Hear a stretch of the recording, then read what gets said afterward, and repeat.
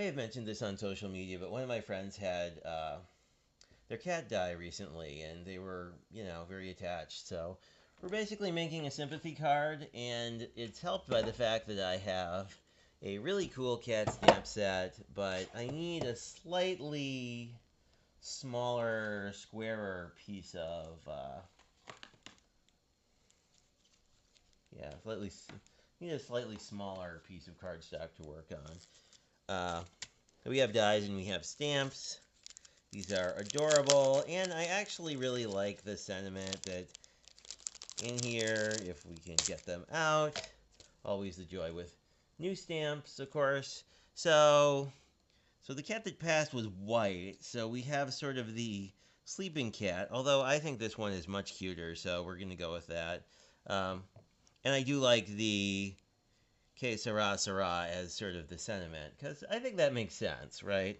So we have, this would be perfectly fine for the sentiment, and then I basically just need something that's more the size of this stamp, so I am just going to cut a sort of couple inch chunk off of this guy. I think that'll work well in our stamping tool. You could, of course, use the whole piece, but I'm not a huge fan of that, personally. So I am going to... This is a technique I stole from someone online, but with these, these fairly potent magnets, if you put a piece of washi tape or painter's tape or whatever on them, you can make them stay put a lot more easily. So... if I want to make this a less intensive card, if we wanted to not do die cutting and coloring and all that stuff, I mean, I don't know why you wouldn't, but like if that was not your thing, I'm going to position this in the corner just so I can make more use out of this later, either with the sentiment or other things. Actually, I can just put the sentiment down at the same point, because both of these I basically want ink in black. So you put the flat side up so the door will pick them up, essentially. Whoops.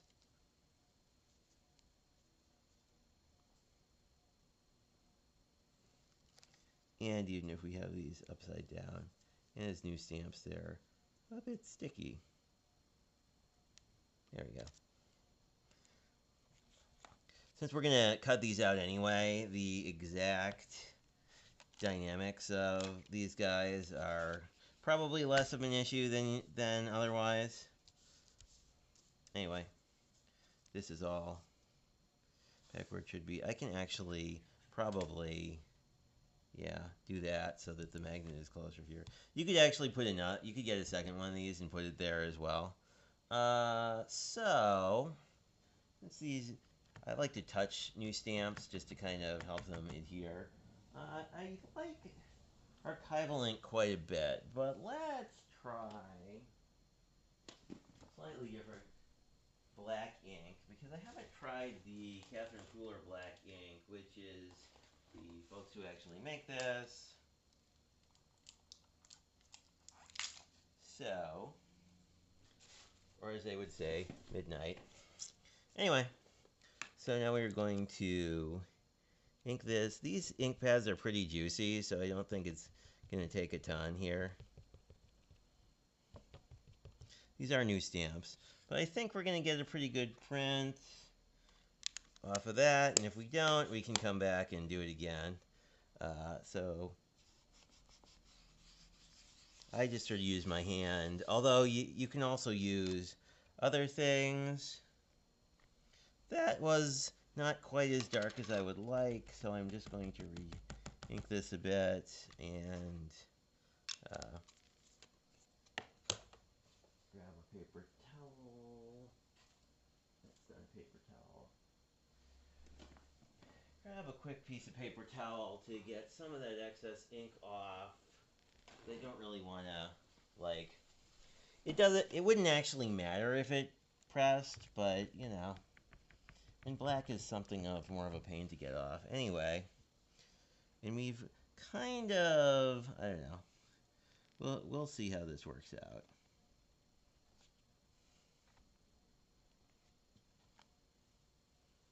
It worked out perfectly. Basically, the benefit of these tools is they allow you to. I'm just gonna get any excess ink off of here and put these back because we are good. And this is upside down, obviously, but the nice thing about these stamp tools is they allow you to basically re-ink the stamp and try again if you don't get a super great stamp the first time, which I think is very helpful because they mean that sort of you have a lower bar for entry when it comes to stamping things, which is nice because like I'm not super proficient at doing this correctly the first time, so I am a fan.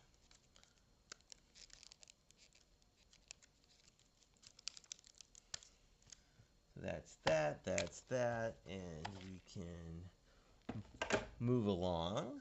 I am going to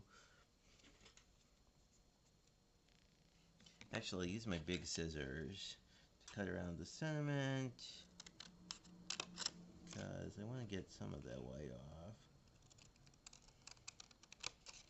But, I mean, since this is effectively square, yeah, we don't need to be crazy about it.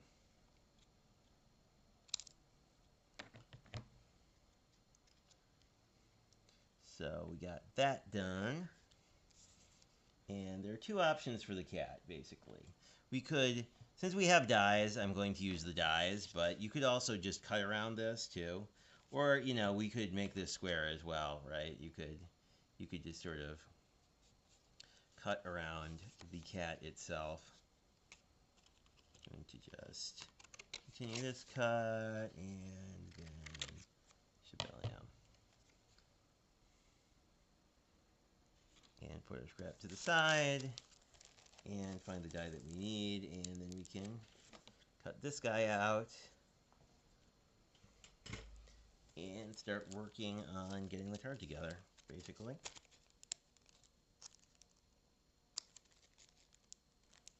The nice thing about using stamps, of course, is these cards dry almost instantaneously. And I'm using Bristol paper for this again because it's my favorite. And these are all a little bit hooked together, so you just sort of bend them apart. And I believe this is the die I want.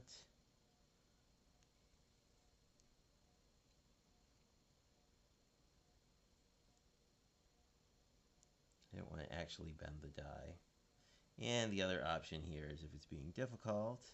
I don't want to use these scissors because they're designed for paper, but I have shears, so we will perhaps liberate it that way.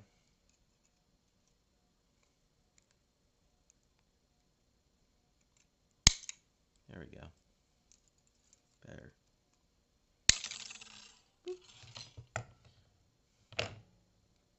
So that essentially gives you a nice offset here. And I'm going to get this leaf out of here.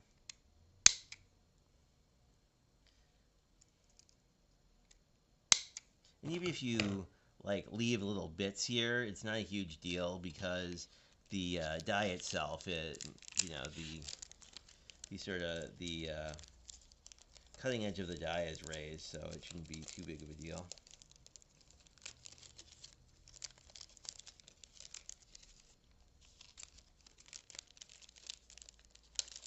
Put these back in here.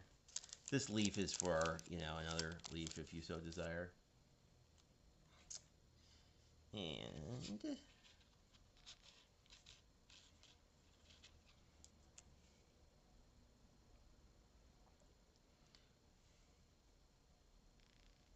I may actually use a little piece of tape because I would like it to stay more or less put. With dies that aren't pre-stamped, I'll tend to just sort of freeform them, but in this case, I'd like it to cut a pretty nice offset. So I'm just going to use a little low-tack tape here, which will just sort of keep the die in place while I cut it out. Then I can take it off and we can continue. But I just basically, I don't want it to like miscut, and that would be annoying because we'd have to start over. Anywho, let me grab the machine. Since we're, essentially using many methods of cutting all at once today. And get some of my other stuff out of the way here.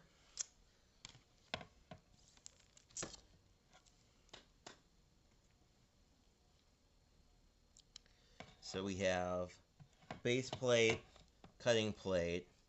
We want the cutting surface to face up, and then we need our other cutting plate that I put here. Here you can see this one's getting kind of banged up because of cutting into it, but that's kind of assumed that that's how it would work.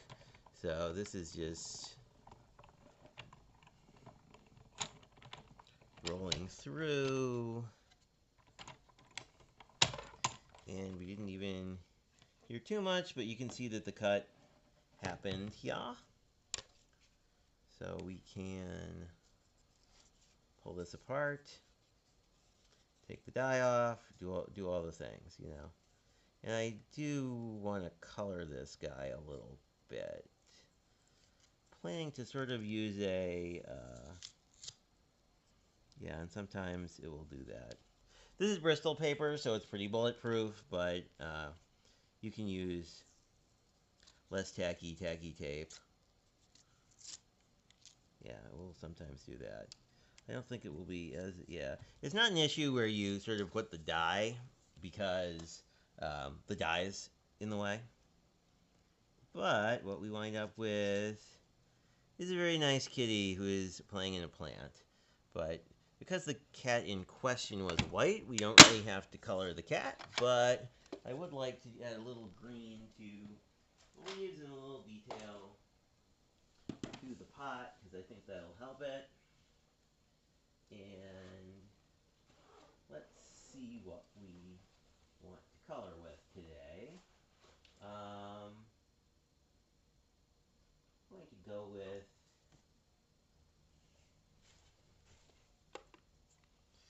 gel pens. We have to be a little careful, but not too careful. Do sort of a vibrant green. The reason I like the idea of sort of a vibrant green here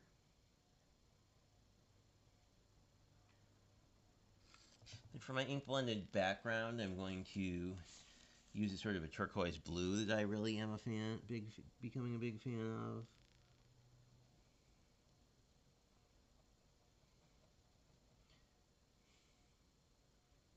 One thing too to be aware of, gel pens give you really good,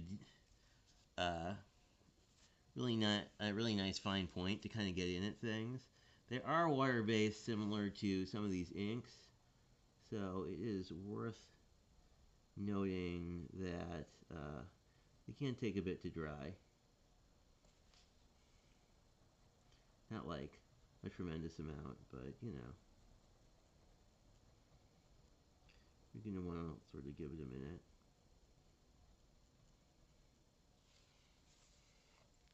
There we go.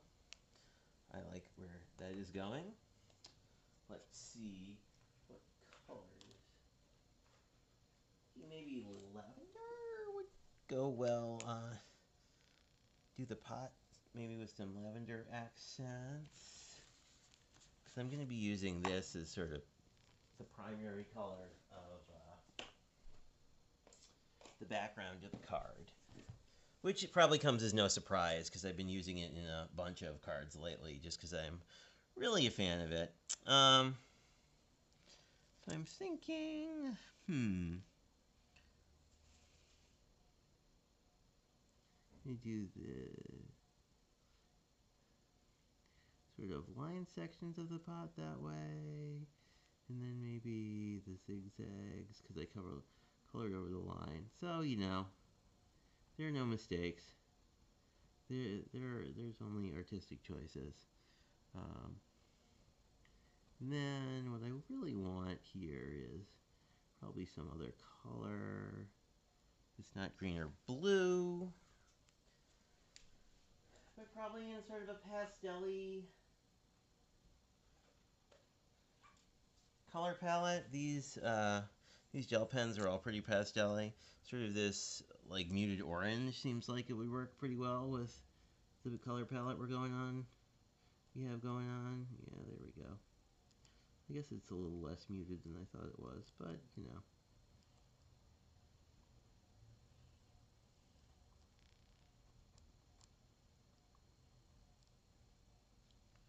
And I think we're pretty good there, so we'll just let this dry while we get the card base together.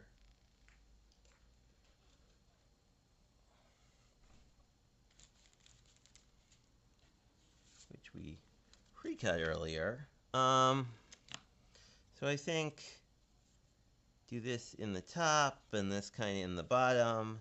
I think I will. I don't know if I'll do this flat. I think we'll see how, maybe do a more vibrant background and see how those look. To see if they may, you know, if we want to add some height or not. Anyway, back to the Blue Fiesta we go, and I'm going to just pick some up on here, and we're going to go all over the card base as we do.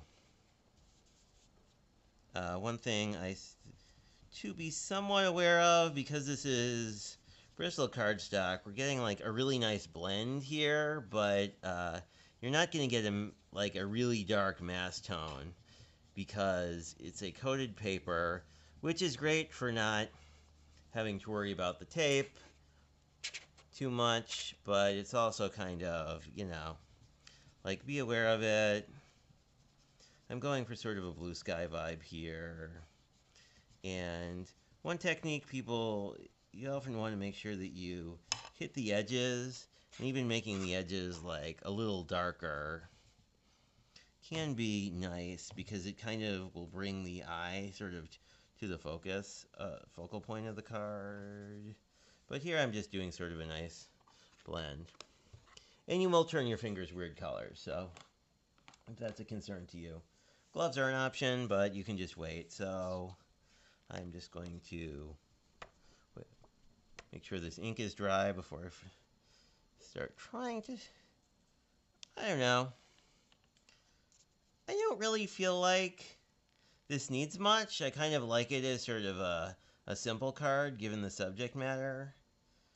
And it's a little weirdly shaped to do tape on it, so I'm just going to use my trusty mono glue because I think that will work just fine. Put a little bit down, and then we're can just take our sentiment and just sort of rub it around and put it about there. And I like the mono glue because it gives you some play, but not like, you know, so like if you put it down in the wrong space, you're not gonna wreck things too much. There are some areas I always like to try and get around the edges here too, especially in something like this cat where it's like, you know, an irregular edge. And then you have the fun of turning this around and not gluing yourself to the card, but I think that's about where I want it, so I'm just going to tap that down lightly. I like the idea of the cat sort of where this natural haloing is happening, and can do is just weight this down a little bit while we wait for this to fully adhere, which should just take a moment. Yeah, because that sentiment's not really moving around much. I am going to grab a card. I actually like the idea of the light green for this, because there's green in the plant, and I don't know, it's sort of a nice sort of That's more of a normal green. This is more of a vibrant green. I think the lower key green works better here, at least in my opinion, and I'm making the cards, so, you know, going to, this seems pretty good. I just want to make sure the tail is nicely down. Glue is still a little bit wet. Not terrible, but, you know. So I'll probably tape the panel as opposed to taping this card. The other thing we could do is just wait for this to dry. Actually, I think I'll do that and then I'll tape it on the back. But, you know, this, you get the idea of how this will look. Very simple. The idea of whatever will be for like a sympathy card is actually a nicer one than sorry for your loss or things of that nature. You know, you never know when cats might be coming back. Certainly feel as though I've run into a ghost cat or two in my time, or at least whatever cats become in the afterlife. But anywho, thanks for watching. Have a good rest of your day.